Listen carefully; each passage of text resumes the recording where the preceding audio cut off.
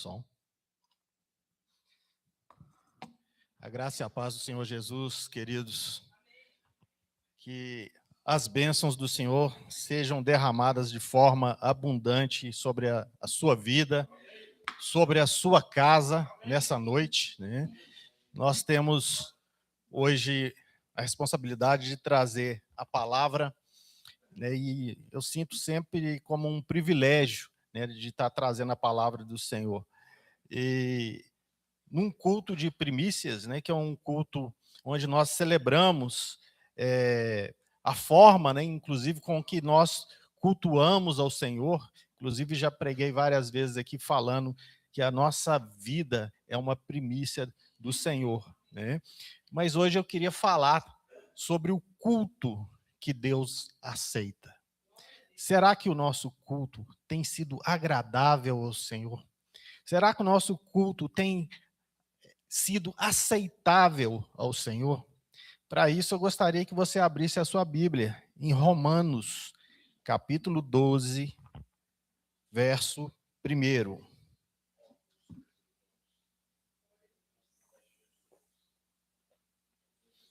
Romanos 12, verso 1. Está sendo projetado ali, né? Vou ler ali para a gente não ter divergência de nenhuma tradução, né?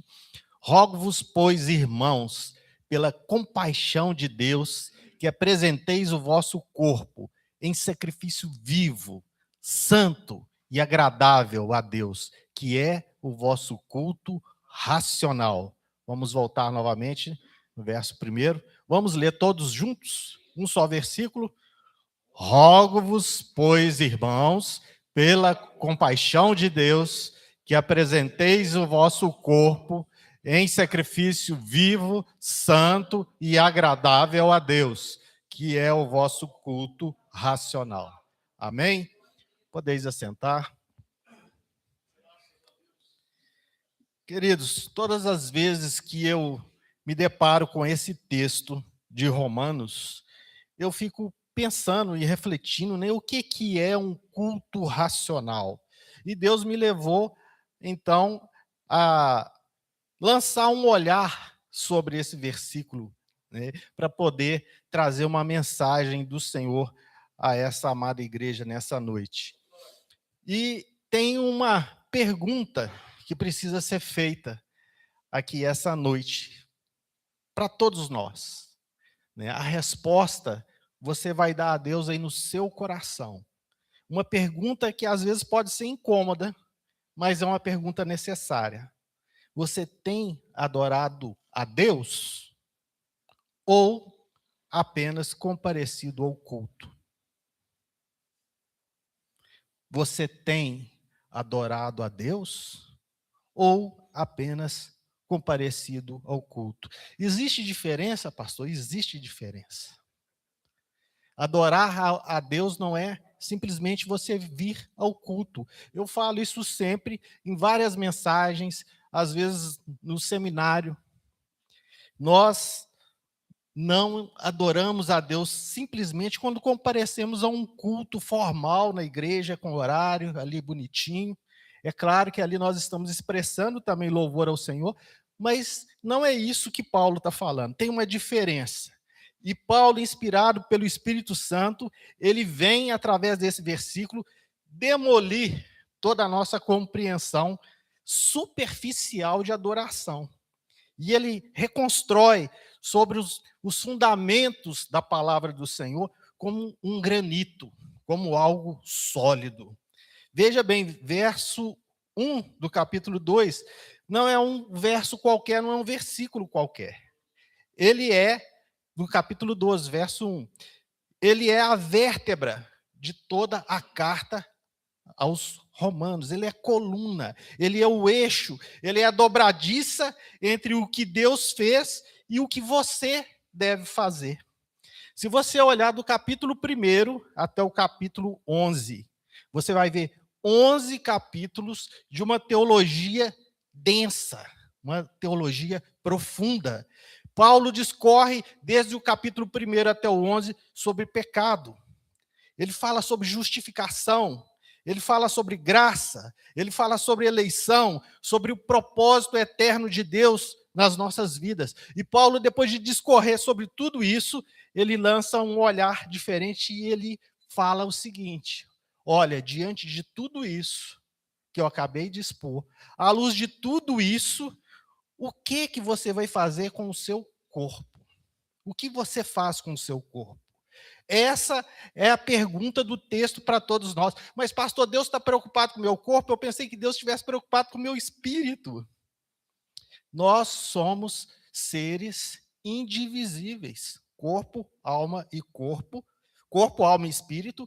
Só é divisível para compreensão e estudo. Mas nós somos seres de unidade composta. Assim como Deus é um Deus trino.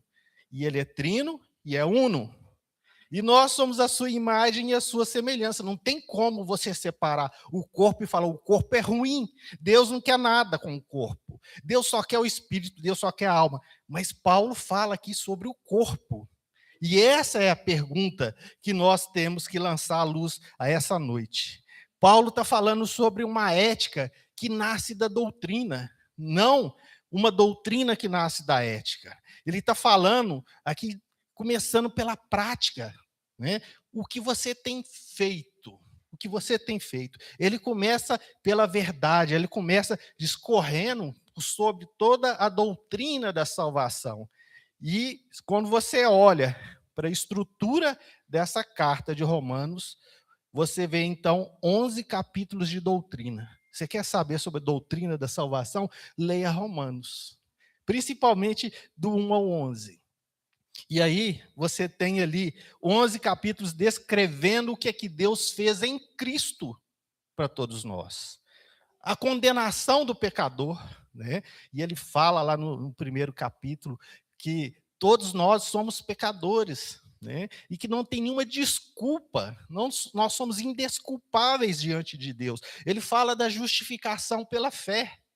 Nós não podemos ser justificados de outra forma a não ser pela fé. Não tem sacrifício, não tem nenhuma ovelha a ser sacrificada que vai nos justificar. Mas a fé no sacrifício vivo, único e verdadeiro em Cristo Jesus. Ele fala da vida no Espírito, ele fala do plano soberano de Deus para Israel e para todas as nações. E aí, no finalzinho do capítulo 11, Paulo explode em adoração. Ó profundidade das riquezas, tanto da sabedoria como da ciência de Deus. Ele fala, depois de falar tudo isso, ele adora ao Senhor no seu espírito, fala, quanta sabedoria, quanta riqueza em tudo isso que foi explanado aqui, que veio do meu Senhor. Aí ele dá uma respirada, e aí no capítulo 12, ele vira para a comunidade e diz, rogo-vos, pois. Rogo-vos, pois. Parece que ele está ensinando, e ele dá ali então o que? Ele coloca ali uma vírgula e fala, rogo-vos, pois. O pois aqui é fundamental. O pois não é decorativo, ele é lógico. Ele é causal. Ele está dizendo, à luz de tudo que eu acabei de ensinar, à luz de tudo que eu acabei de expor, a consequência natural, obrigatória e inevitável é essa. Apresenta o teu corpo. Como o quê? Sacrifício vivo, santo e agradável ao Senhor. Queridos, quando nós começamos a entender essa verdade de Paulo aos Romanos, nós destruímos alguns erros comuns na igreja evangélica brasileira. O primeiro erro é que o cristão age sem doutrina, né? Que vive da emoção, da experiência, do sentimento, que ele não tem nenhuma raiz teológica, que é tudo no oba-oba espiritual. Esse cristão é como uma casa construída sobre a areia. Quando o vento derruba, não sobra nada, né? E realmente existem pessoas que vivem nesse erro, né? Vivem da emoção, da experiência, do sentimento. Quando nós olhamos Na Reforma Protestante havia um movimento chamado pietismo, que destacava isso, né? Destacava as emoções, a experiência da pessoa. Mas nós vemos que tudo isso sem que houvesse uma compreensão verdadeira da doutrina, da palavra, não era verdadeiro, né? E em 1 Reis 19, 11 e 13, nós temos, Deus diz então a Elias, sai para fora e põe-te nesse monte perante o Senhor. E eis que passava o Senhor, como também um grande e forte vento que fendia os montes, quebrava as penhas diante do Senhor. Porém, o Senhor não estava no vento. E depois do vento, um terremoto. Também o Senhor não estava no terremoto. E depois do terremoto, um fogo. Porém, também o Senhor não estava no fogo. E depois do fogo, uma voz mansa e delicada. E sucedeu que, ouvindo a Elias, envolveu o seu rosto na sua capa e saiu para fora, e pôs-se à entrada da caverna. E eis que lhe veio a ele uma voz que dizia: que fazes aqui, Elias? Deus não estava no vento, Deus não estava no terremoto, Deus não estava no fogo, mas ele estava numa brisa, num sussurro, numa voz mansa e suave. Isso diz muito, não é sobre poder apenas, não é sobre impressionar, não é sobre mostrar algo, mas sobre sentir e identificar aquilo que é verdadeiro. Às vezes nós vivemos de emoção e esquecemos quem nós somos. Esse é um erro muito comum, né? E o segundo erro é do cristão que tem doutrina, que entende, mas essa doutrina não produz vida. Conhece tudo, sabe a confissão de fé toda, de cor, conhece os pontos do calvinismo, do arminianismo, discute teologia nas redes sociais, né? Mas o seu corpo, a sua vida cotidiana, não foi apresentada a Deus. É um conhecimento infrutífero que ele tem ali. É um cristão que tem erudição, que fala, né, que tem ali discurso, mas a sua vida não é uma vida de adoração. Não tem adoração em si. Quando nós olhamos Paulo novamente aos Coríntios, capítulo 13, nós fazemos um paralelo com esse texto aí de 1 Reis, e vemos a mesma doutrina esmiuçada pelo apóstolo. Ainda que eu falasse as línguas dos homens e dos anjos, e não tivesse amor, seria como um metal que soa, ou como um sino que tine. E ainda que tivesse o dom de profecia, conhecesse todos os mistérios e todo o conhecimento, e ainda que tivesse toda a fé, de tal maneira que transportasse os montes, se não tivesse amor, nada seria. E ainda que distribuísse toda a minha fortuna para sustento dos pobres, e ainda que entregasse o meu corpo para ser queimado, e não tivesse amor, nada disso me aproveitaria. Até o verso 3. No verso 11, saltando para o verso 11, então ele chega à conclusão. Quando eu era menino, falava como menino, sentia como menino, pensava como menino. Mas logo que cheguei a ser homem, acabei com as coisas de menino. Ele estava dizendo: olha, eu já passei por todas essas fases. Eu já pensei como menino. Eu já agi na emoção. Agora que eu cresci, eu já não ajo mais como uma criança, como um menino, mas como um adulto. Doutrina que não gera entrega não é doutrina viva, é cadáver teológico. Doutrina que não gera entrega não é doutrina viva, é caráter teológico. Você pode se emocionar nos cultos. Você pode pular. Você pode expressar alegria. Você pode dar um glória a Deus. Mas se isso não tiver sincronia com uma vida de adoração lá fora, não vale nada. É puro emocionalismo. É teatro. A sua vida lá fora tem que ser condizente com o seu louvor. O louvor aqui no culto é uma expressão da sua vida lá fora. E se lá fora não está acontecendo assim, você está sendo hipócrita diante de Deus. Você está sendo hipócrita. Nós, então, temos que fazer o quê? O que Paulo nos convida? Apresentar o nosso corpo como sacrifício. O seu corpo como uma oferta. Nós estamos num culto de primícia, né? E no culto de primícia as pessoas traziam os primeiros frutos da terra, honravam a Deus com as suas ofertas. E Paulo usa essa imagem, né, do culto para falar aqui. Ele usa uma imagem que os cristãos do primeiro século eles estavam acostumados. Eles entendiam essa imagem, o sacrifício no templo. Todo judeu ele já estava acostumado com aqueles rituais de sacrifício no templo. E os convertidos ao cristianismo já conheciam também todo aqueles rituais e o que eles simbolizavam, o que eles diziam. Então todos sabiam o que era levar um animal ao altar. Esse animal, ele era inspecionado, ele tinha que ser sem mancha, sem defeito, porque ele simbolizava Cristo Jesus. Sem pecado, sem mancha, né, sem mácula. Então, aquele animal era degolado, o sangue escorria, o corpo era queimado, não sobrava nada para o dono. A oferta era total, era uma entrega total. Eu já falei aqui num culto anterior sobre Ana e Eucana, quando consagraram Samuel.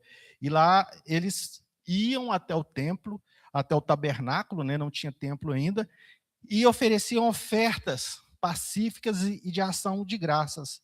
E essas ofertas, elas eram partilhadas, né, com Deus, era queimada, né, uma parte para o Senhor, uma parte era para os sacerdotes, ali do tabernáculo, e uma parte a família comia, junto, em comunhão, né? Então era uma oferta de ação de graças, de comunhão. Mas a oferta que nós estamos falando aqui era uma oferta pelo pecado. E quando era uma oferta pelo pecado, não sobrava nada para ninguém, era tudo entregue para Deus. Jesus fez isso, ele se entregou por completo, não sobrava nada. Era uma oferta para purificação de pecados. Aquilo simbolizava a obra redentora de Cristo.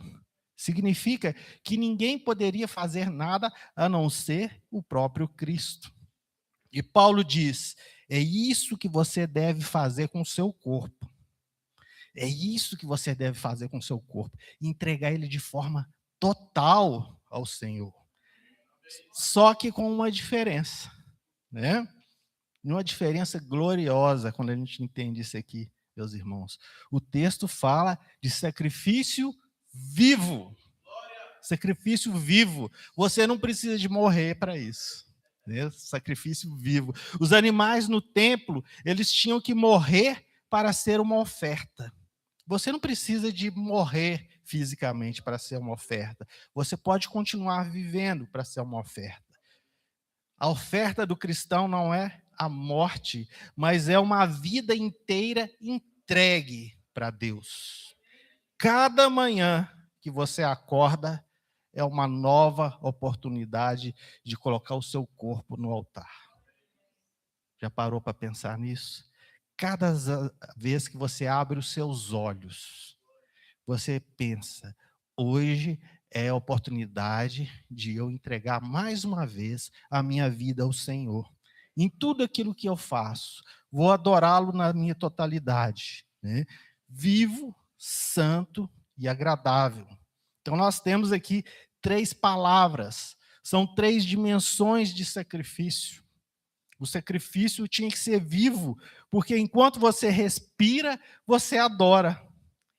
Não é uma coisa pontual, né? Mas é uma coisa permanente, é uma postura permanente. Isso me faz pensar as aves, os animais, eles adoram sendo aquilo que eles foram criados, né? Tem uns cânticos antigos que falam assim, né? As aves do céu cantam para ti, né? refletem teu poder. E... Amém. Se deixar, a gente vai, né? O cântico todo. Amém. Mas os animais, eles adoram ao Senhor sendo aquilo que eles são. E por que que nós queremos adorar ao Senhor não sendo aquilo que nós temos que ser? Né? As aves adoram ao Senhor sendo aquilo que elas são. Elas foram criadas. E Deus te criou para ser santo. Então, por que você não é santo? Por que você não entrega a sua vida no altar de Deus? Então, quando a gente parte para o tripé, né, dessa doutrina, nós vemos a palavra santo, separado, dedicado, reservado para Deus. Era como uma vasilha, um vaso no templo que não podia ser usado para beber vinho na mesa do rei. E a gente sabe que isso aconteceu durante a invasão no templo, né?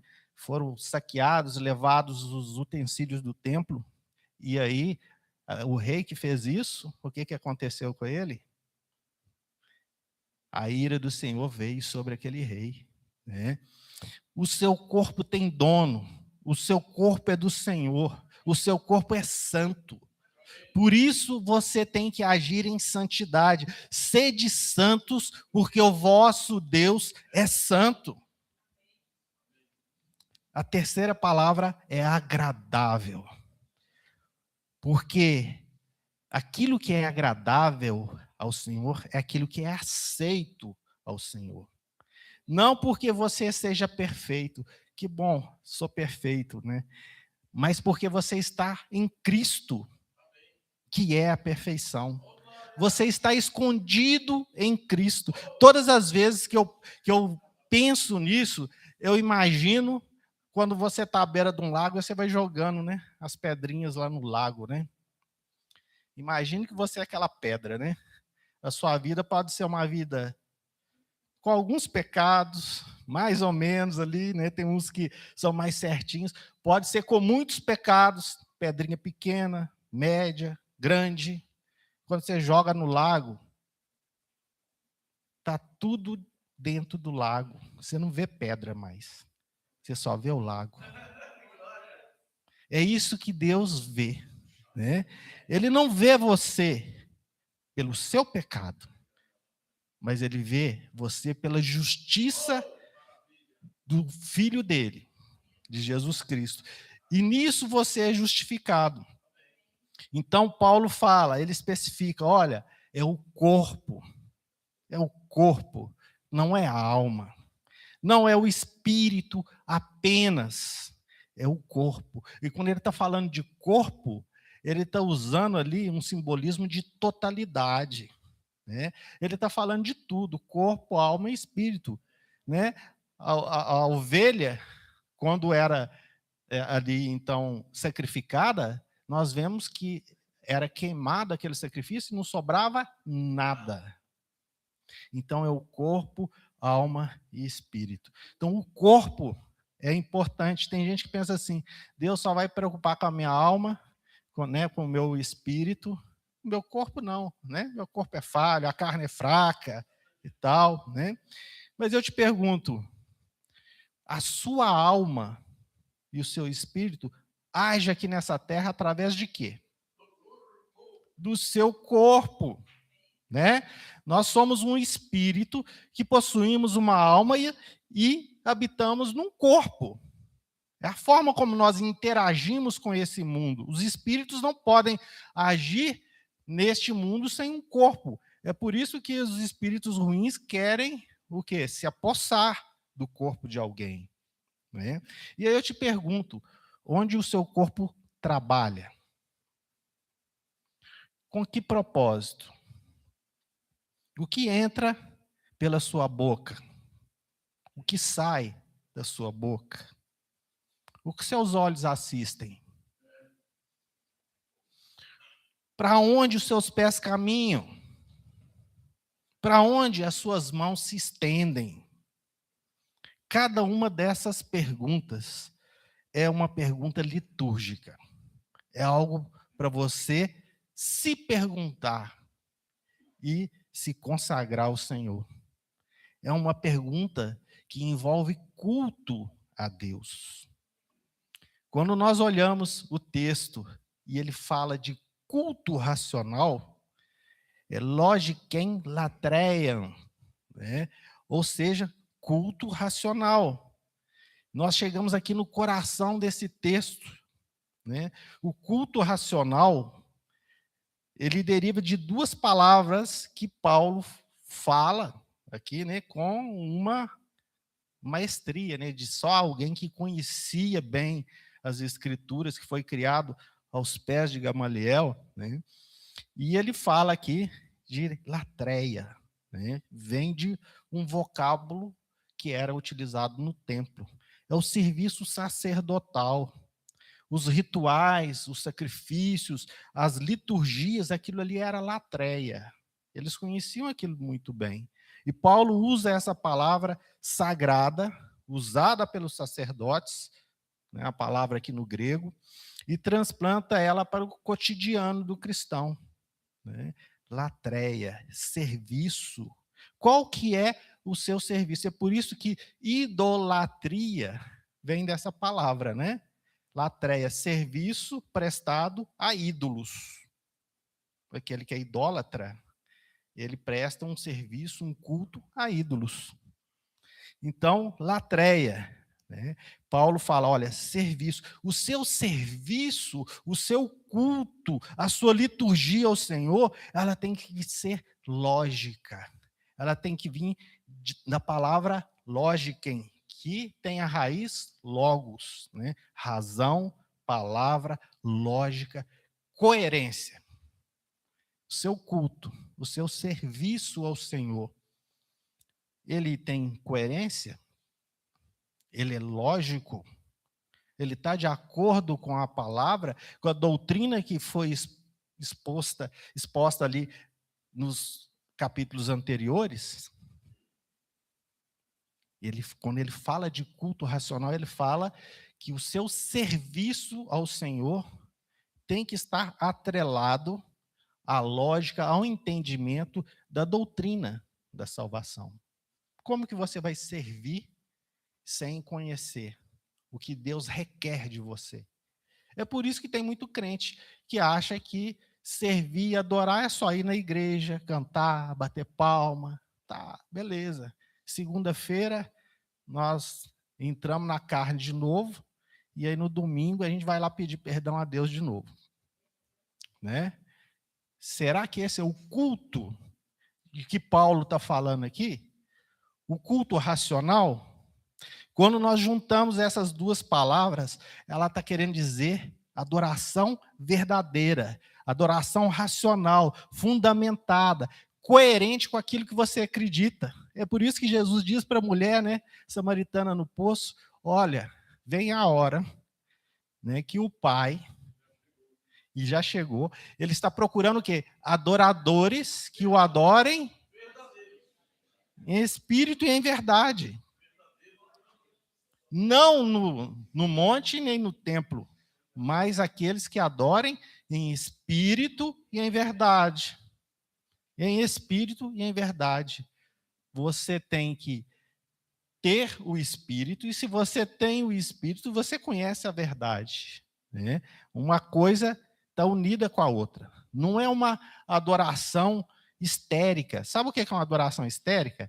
É aquela que a gente vê nos fãs de artistas. Né? Você vê aí artista que veio aí no Rio de Janeiro e tudo mais. Aí você vê gente lá, 3 dias, 4 dias, uma semana antes, já montou barraca lá para poder ver aquela pessoa. Né? Um histerismo, e quando vê aquela pessoa, tem uns que desmaiam, né? Tem uns que agem com certo histerismo, como se aquela pessoa fosse um Deus acima de todas as pessoas. Isso é adoração histérica. Não é adoração sem conteúdo. Né? Nossa adoração tem que ter conteúdo. ela não depende do músico habilidoso. Se dependesse de músico habilidoso, todas as igrejas teriam que ter ali músicos que estudaram em conservatório, né? Para poder ministrar e tocar. Por quê? Ela não precisa de despertar emoção. A adoração, ela nasce na mente renovada das pessoas. Se você tem uma mente renovada, não importa se quem está tocando perdeu o acorde, se o instrumento está desafinado, se quem está cantando cantou fora do tom. Por quê? A adoração é sua. É você que está adorando. Ela nasce numa mente renovada pelo Evangelho e se expressa no corpo que é entregue ao Senhor. Então, nós temos dois erros, né, que muitas vezes acontecem, e eles são opostos quando a gente estuda esse texto, à luz desse texto. Primeiro, o emocionalismo. A adoração é o que eu sinto quando eu levanto as mãos. Muita gente pensa assim. Não. A adoração é um sentimento que tem entrega corporal, né? E essa entrega corporal, se ela é condizente lá fora, se você tem entendimento lá fora, se você age da mesma forma, aí sim, o seu levantar de mãos aqui é uma adoração verdadeira.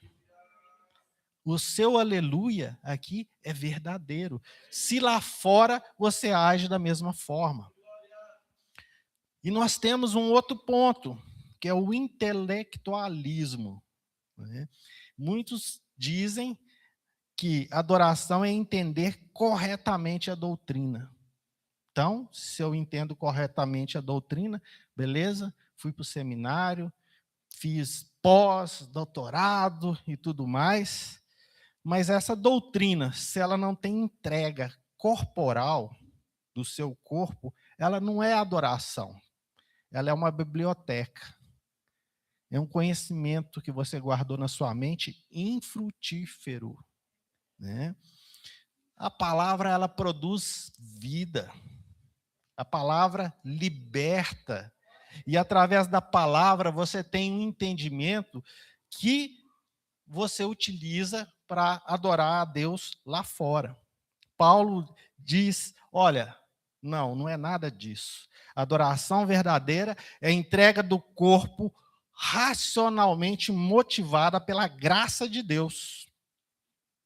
Quando você entende isso, e você entrega o seu corpo ao Senhor, né, de forma total, você está adorando ao Senhor. Então, é o pedreiro que coloca o tijolo com excelência para a glória de Deus. É o médico que age ali com toda a destreza, capacitação e diligência para atender aquela pessoa enferma. Ele está adorando ao Senhor. É a mãe que acorda 3 da manhã para amamentar e oferece aquilo como sacrifício ao Senhor. Deus colocou uma missão na vida dela, cuidar daquela criança. É o comerciante que recusa fraude, porque o seu corpo pertence a Deus. Eu me lembro de um rapaz, eu já falei isso no seminário, na classe, que ele participava de um culto que eu ministrava nas casas, de uma célula, e esse rapaz, ele era sócio de um incrédulo, né, de uma pessoa do mundo, numa agência de automóveis, de carros. E o cara que trabalhava com ele só negava imposto, vendia carro com motor ruim, batendo pino, né? Enganava as pessoas.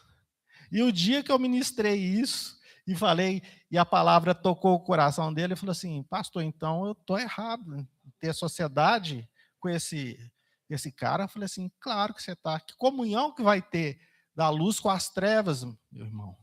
Ah, mas eu tenho a parte pequena, se eu sair e tal, tem umas dívidas lá, eu vou sair quase sem nada. Falei assim, vai para casa, ora, que o Espírito Santo vai te falar. Sabe o que aconteceu? Ele desfez a sociedade com o cara. E ele não tinha dinheiro para poder começar uma outra agência. Ele foi trabalhar naquela SRM, vocês lembram? Agência de veículos, SRM. Ele era o vendedor que mais vendia carro, que mais ganhava comissão. E o que ele ganhava de comissão era mais do que sobrava para ele quando ele era dono de agência. Deus honrando. Porque ele foi verdadeiro, porque ele se entregou de forma total, porque a vida dele passou a ser adoração verdadeira, um sacrifício ao Senhor. Isso é culto. Como que você tem agido no seu dia a dia, na sua vida profissional, na sua vida com as pessoas, na forma como você lida com outra pessoa, se você realmente é honesto com aquela pessoa? Não é apenas no domingo de manhã ou à noite, é a semana inteira. Isso é um culto verdadeiro, racional, lógico. Queridos,